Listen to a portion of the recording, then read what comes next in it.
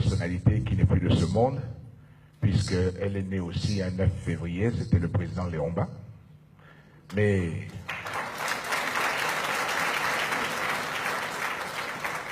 il y a une autre personne que vous connaissez très bien et qui n'est pas ici avec nous. Aussi, je voudrais profiter pour souhaiter à cette personne un joyeux anniversaire.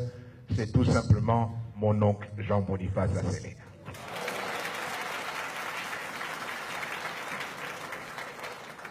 Alors, tonton, si tu regardes la télévision, joyeux bon anniversaire. C'est vraiment le hasard qui a voulu que cette visite de graines puisse se dérouler à ces dates-là. Ce sont les responsables du programme qui avaient proposé ces dates et on n'avait pas fait attention. Mais je dois dire que ça me fait très plaisir d'être parmi vous aujourd'hui en cette date particulière. Je pense que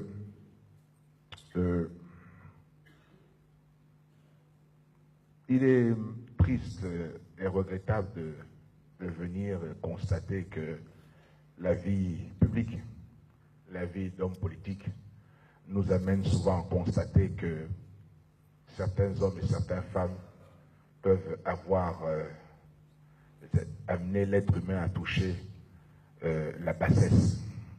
Et nous avons vu avec le comportement de certains, ces hommes et ces êtres, ces femmes toucher le fond avec des arguments qui sont ridicules et venant attaquer les personnes sur ce qui leur est plus cher.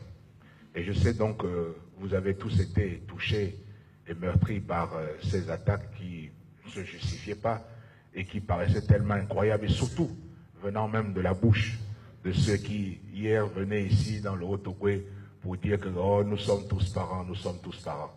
Mais bon, comme certains le disent, il faut savoir leur pardonner leur égarement et souhaiter qu'ils puissent se retrouver et rentrer dans le droit chemin. J'ai eu la possibilité hier de passer quelques longs moments sur la tombe de mon père. Et ça m'a permis de me rappeler, de me remémorer un certain nombre de ses propos. Vous savez, quand les gens sont vivants, ils parlent, bon, on ne prête pas toujours attention. Hein, et puis, c'est maintenant, quand ils ne sont plus là, qu'on se dit, tiens, ah, il avait parlé de telle chose, il avait parlé de ceci, il avait parlé de cela. Et effectivement, en parlant de l'espèce humaine, et parlant de ce qu'il avait connu au cours de sa carrière, tous ces souvenirs-là me sont revenus, et surtout le fait qu'il me répétait, bon, qu'il y a des hommes qui sont foncièrement bons et des hommes qui sont foncièrement mauvais. Et ceux qui sont foncièrement mauvais, vous ne les changerez jamais. Ils resteront toujours comme ça. Donc, il faut simplement être fort, être sûr de ce que l'on veut faire et continuer à avancer malgré les embûches qui sont jetées ici et là. Donc, il m'avait dit que dans la carrière politique, la chose la plus commune et que je rencontrerai souvent, c'est l'ingratitude. Il dit ça, l'ingratitude, c'est tout le temps que tu rencontreras ça. Et c'est tous les jours que je rencontre l'ingratitude. Aussi, par rapport à la situation de ceux qui nous ont quittés, il faut être serein. Serein parce que nous nous battons pour une cause qui est noble et en y mettant tout notre cœur, toute notre âme. Et il faut aussi vous préparer parce que à l'heure où nous parlons, certains sont en train de préparer leur départ pour quitter nos rangs, pour toujours les mêmes raisons. Ces raisons sont que nous ne savons pas, hein, nous ne savons pas dire nous. Nous préférons toujours dire je veux, j'exige, j'attends. Et on oublie qu'il faut plutôt dire nous attendons, nous voulons. Parce qu'on pense à tout le monde. Mais dans notre pays, le comportement fait que les gens sont ingrats, les gens pensent d'abord à leur personne. Et si moi je n'ai pas ce que moi je veux, eh bien à ce moment, comme on dit familièrement, oh, je gaspille.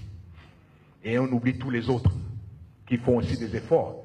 Les autres qui, grâce à eux, nous avons. Parce que tout ce que nous hommes politiques, nous avons. Mais c'est grâce à qui? C'est grâce à vous. Quels seraient les hommes politiques sans les électeurs, sans les populations qui les soutiennent? Mais une fois qu'ils sont élus,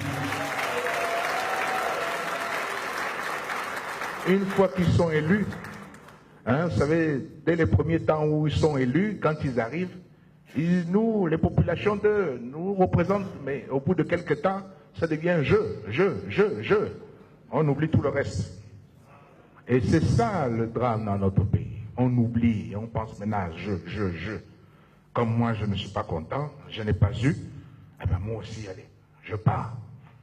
Donc, il ne faut pas vous étonner. Il y en a qui sont aussi en train de se préparer à partir. Pourquoi? Parce que moi, je suis comme un sélectionneur. Hein? Et dans le pays, il y a beaucoup de clubs. Il y a beaucoup de joueurs. Mais moi, je dois sélectionner quelle est la meilleure équipe aujourd'hui pour faire ce match. Mais il y a certains... Hein? Il y en a certains, si je ne les sélectionne pas dans l'équipe, ils gaspillent. Même s'ils ne sont pas en forme, hein? Mais je ne les sélectionne pas, je gaspille. Même si on a vu sur le terrain, ils n'ont rien fait. Et que vous, la population, vous avez commencé, hein, le fameux... Hein? Dès qu'on les enlève, ils gaspillent. Donc c'est pour ça. C'est toujours je, jamais nous. Je voudrais remercier les populations du Haut-Ogooué comme celles déjà des provinces dans lesquelles nous sommes passés pour le soutien que les Gabonaises et les Gabonais nous apportent pour le développement du programme GAIN. Ce programme, maintenant, les gens l'ont bien compris, y compris l'importance. C'est pour ça que nous allons veiller à ce qu'il aille jusqu'au bout et que nous puissions tous en profiter. Ce programme, comme je l'ai déjà dit, qui est mis en place pour tous les Gabonais. Tous. Sans distinction. Qu'ils soient petits, grands, du nord, de l'ouest, c'est pour tout le monde. Et ce n'est pas seulement pour les pédégistes. C'est pour tous les Gabonais. D'ailleurs, celui qui est chargé de l'application de ce programme au gouvernement n'est pas un pédégiste. Ceci montre bien que c'est pour tous les Gabonais. Et que lorsqu'on veut faire quelque chose de bien pour tous les Gabonais, eh bien on peut tous travailler ensemble. Mais nous, les Gabonais, est-ce que nous voulons travailler ensemble? C'est ça maintenant la question.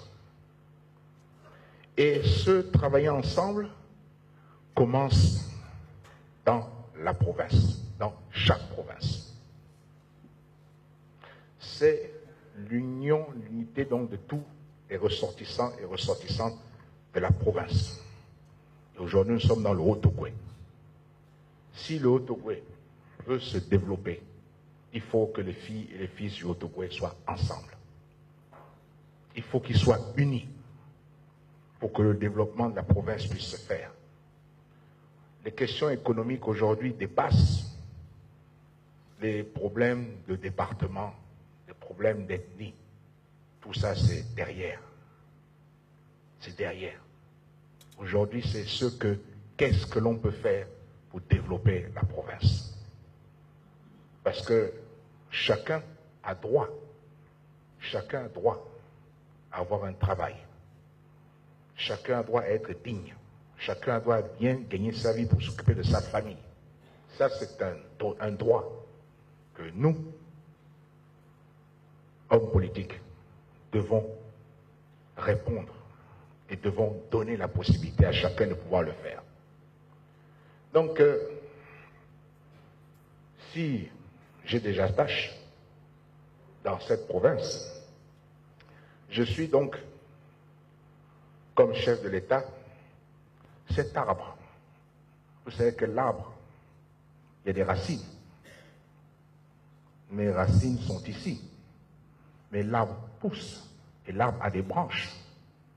Mais l'arbre pousse et les branches, pour moi, les branches sont toutes les autres provinces. Mais ma racine est ici. Et cette racine, elle est profondément dans cette terre. Et c'est grâce à ces racines-là que je suis aujourd'hui fort. Et c'est vous qui me donnez cette force pour pouvoir aussi mieux m'occuper que cet arbre pousse et que ses branches aillent loin.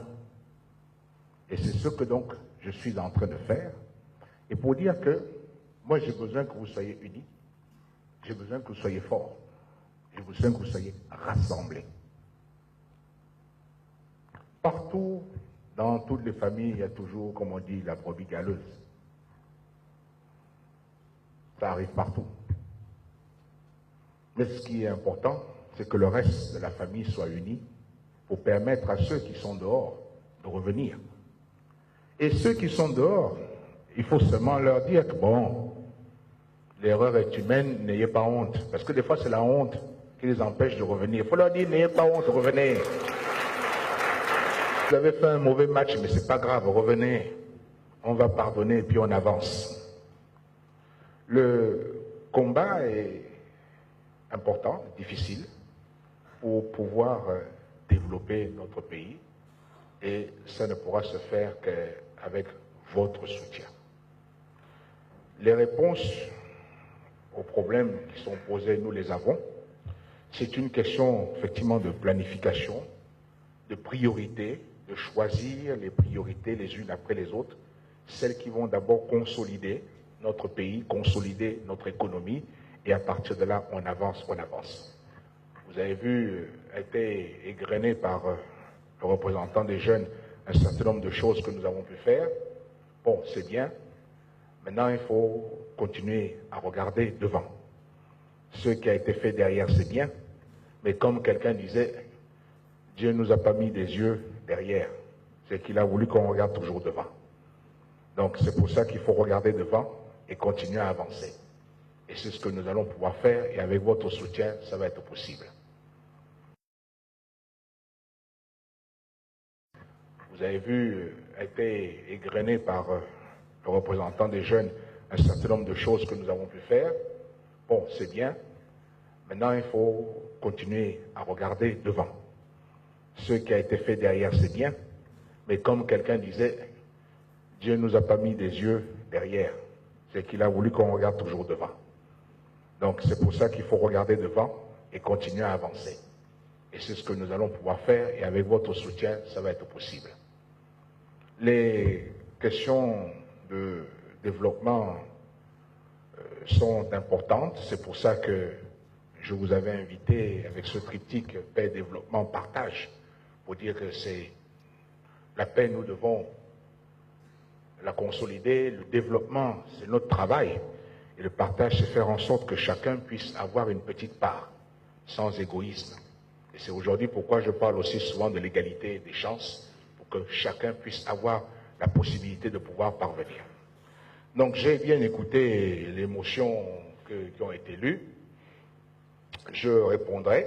Je voudrais tout simplement dire qu'en 2009, la décision que j'avais prise pour me présenter à l'élection présidentielle était une décision qui avait été longuement mûrie, mais surtout que c'est une décision qui est sortie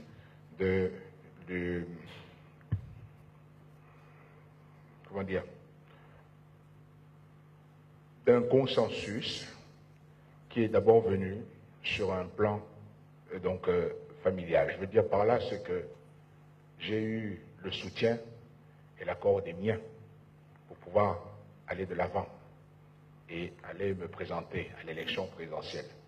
Ceci donc veut dire que c'est une décision qui a été mûrie et une décision qui a été prise ici, dans le Haut-Ogooué. Et que je vous entends bien, j'écoute, je suis donc en train de réfléchir et c'est donc une décision que je vais prendre en temps et heure. Ça fait maintenant province qui pose cette question-là. J'ai voulu d'abord me concentrer sur le travail, la tâche, mais il est aussi vrai que, ayant été bien élevé, notamment par vous, il faut savoir répondre aux questions que l'on vous pose. Donc, je vais répondre bientôt.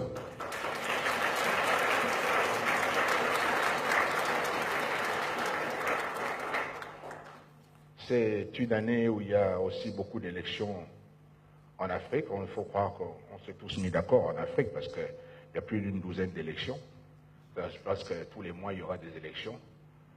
C'est une année qui va être un petit peu particulière, intéressante, mais qui ne doit pas nous empêcher, nous divertir par rapport à l'essentiel.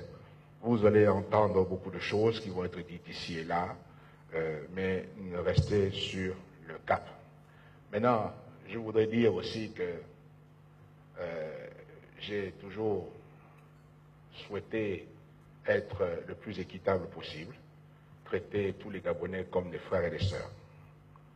Et je voudrais dire par là aussi que certains ont dit que mon attitude avait consisté à négliger mes parents du Haut-Ogooué. Je voudrais dire que je ne vous ai pas négligé, mais c'est vrai que vous m'avez beaucoup moins vu physiquement que d'autres. Et que je voudrais dire que dans le futur, je vais rattraper et rééquilibrer. Donc vous me verrez quand même beaucoup plus souvent que vous m'avez vu dans le passé.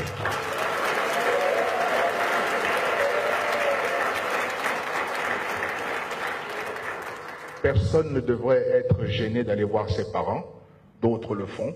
Je ne vois pas pourquoi je serais gêné de venir voir les miens. Les Gabonais sont toute une grande famille et qui ont tous les mêmes problèmes et personne n'est privilégié. C'était important à le dire, mais je le redis encore une fois. En terminant, je voudrais vous remercier pour l'accueil que vous m'avez réservé et puis en vous disant que investissez-vous encore plus. Dans Graines, j'ai vu maintenant sur le terrain des choses intéressantes hier. Investissez-vous encore plus, travaillez encore plus et soyez plus soudés. Soyez ensemble. Il n'y a que lorsque vous êtes unis et forts que la province va bien progresser et va bien avancer. Et le message que vous allez envoyer à tous les hommes politiques, tous ceux qui sont assis, va être le message d'une province qui est forte et qui est importante et qui aussi compte dans le développement de notre pays.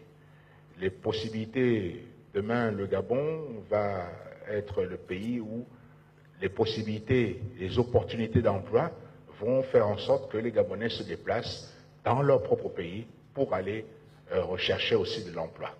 Donc, vous avez eu l'habitude ici, avec notamment, on pense avec Mwanda et Komilog, à accueillir tous les Gabonais venant aussi d'autres provinces sans possibilité. C'est comme il y a des Altourvés aussi qui voyagent et qui vont dans d'autres provinces aussi chercher de l'emploi. Mais c'est ça le Gabon de demain. Le Gabon de demain, ce sont les Gabonais allant prendre de l'emploi partout sur le territoire sans forcément oublier d'où ils viennent et leurs racines. C'est bien ce que nous faisons nous tous. Nous vivons à l'Estuaire, nous vivons à Libreville, on travaille là-bas, mais n'oublie pas que nos racines sont ici. Donc ça, c'est le Gabon harmonieux, le Gabon que nous voulons tous, et le Gabon surtout qui est en paix, et c'est ce Gabon qui gagne, et ce Gabon pour lequel nous implorons le Tout-Puissant de nous assister tous les jours et de nous bénir. Je vous remercie.